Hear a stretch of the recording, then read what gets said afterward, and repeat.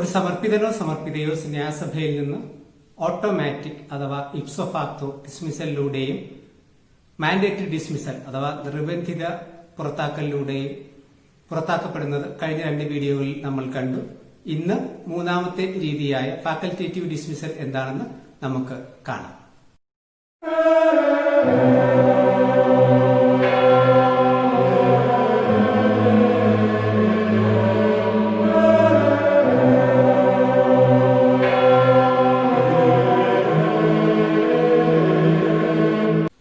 ഒരു സന്യാസ സഭാധികാരി തന്റെ വിവേചനാധികാരം ഉപയോഗിച്ച് ഗൗരവമുള്ളതും ബാഹ്യവും കുറ്റകരവും നിയമപരമായിട്ട് തെളിയിക്കാൻ പറ്റാവുന്നതുമായ മറ്റു കാരണങ്ങളാൽ ഒരു സന്യാസ സഭാംഗത്തെ പുറത്താക്കുന്നതാണ് ഫാക്കൽറ്റേറ്റീവ് ഡിസ്മിസൽ.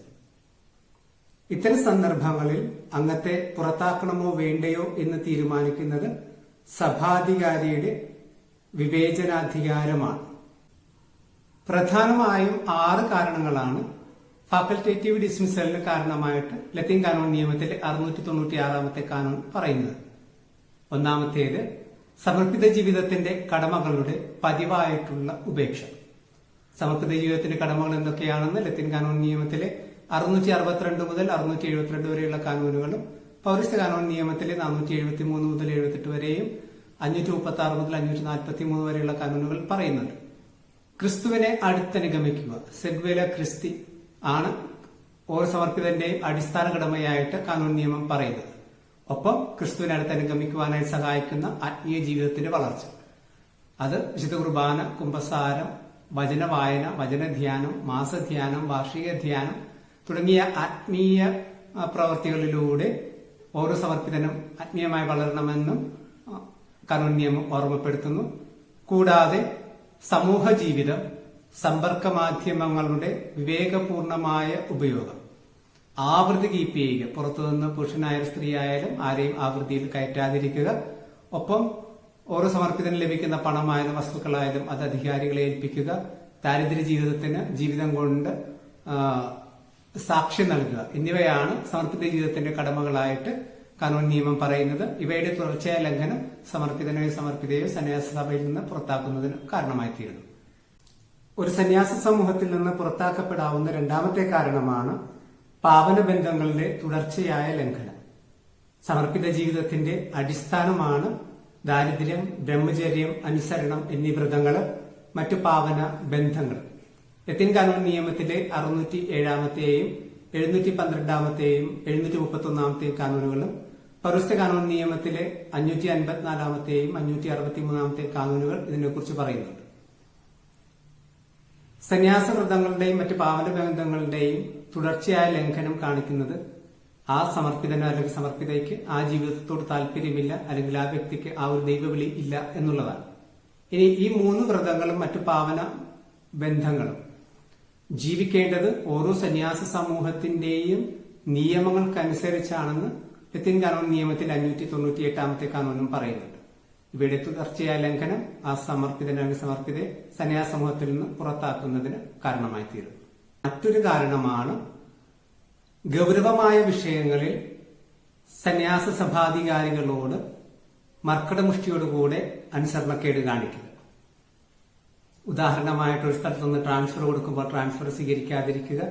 രണ്ടാമത്തേത്, ഒരു ട്രാൻസ്ഫർ കൊടുക്കുമ്പോൾ ആ ഓഫീസിൽ നിന്ന്, ഇപ്പോൾ ഇരിക്കുന്ന ഓഫീസിൽ നിന്ന് മാറാതിരിക്കുക. അല്ലെങ്കിൽ സമർപ്പിതനോ സമർപ്പിതയ്ക്കോ ഇഷ്ടമില്ലെങ്കിൽ കൂടി അനുസരണ വ്രതത്തിന്റെ പേരിൽ ചില കാര്യങ്ങൾ ചെയ്യാൻ ആവശ്യപ്പെടുമ്പോൾ അത്തരം കാര്യങ്ങളിൽ അനുസരണക്കേട് കാണിച്ചാലും ഈ നിയമം ഉപയോഗിച്ച് സമർപ്പിതനെയോ സമർപ്പിതയോ സന്യാസമൂഹത്തിൽ നിന്ന് പുറത്താക്കപ്പെടാവുന്നതാണ്. മറ്റൊരു കാരണമാണ് സഭാപ്രബോധനങ്ങൾക്ക് വിരുദ്ധമായ പഠനങ്ങൾ മുറുകെ പിടിക്കുകയോ അത് പ്രചരിപ്പിക്കുകയോ ചെയ്യുക. ഭൗതികവാദം, നിരീശ്വരവാദം എന്നിവയ്ക്ക് പരസ്യമായിട്ടുള്ള പിന്തുണ കൊടുക്കുക.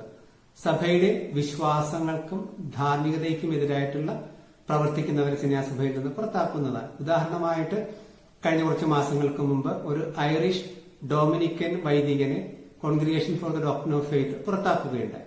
അദ്ദേഹം ഹോമോസെക്ഷൽ മാരേജ്, സ്വവർഗ വിവാഹം നിയമപരമാക്കണമെന്ന് പറഞ്ഞുകൊണ്ട് പഠിപ്പിക്കുകയും അത് പ്രചരിപ്പിക്കുകയും ചെയ്തിരുന്നു. അപ്പൊ ഇത്തരം സന്ദർഭങ്ങളിൽ അങ്ങനെയുള്ള സമർപ്പിതരെ സന്യാസഭയിൽ നിന്ന് പുറത്താക്കാവുന്നതാണ്. മറ്റൊരു കുറ്റമാണ് കുറ്റകരമായ സ്വഭാവത്തിൽ നിന്ന് ഉളവാകുന്ന വലിയ ഇടർച്ച. ഇത്തരം സന്ദർഭങ്ങളിൽ സഭാംഗത്തെ പുറത്താക്കുന്നത് ചെയ്ത കുറ്റത്തിന്റെ അടിസ്ഥാനത്തിലല്ല, മറിച്ച് ആ കുറ്റം മൂലം ഉണ്ടായ മറ്റുള്ളവർക്കുണ്ടായ ഇടർച്ചയുടെ അടിസ്ഥാനത്തിലാണ്.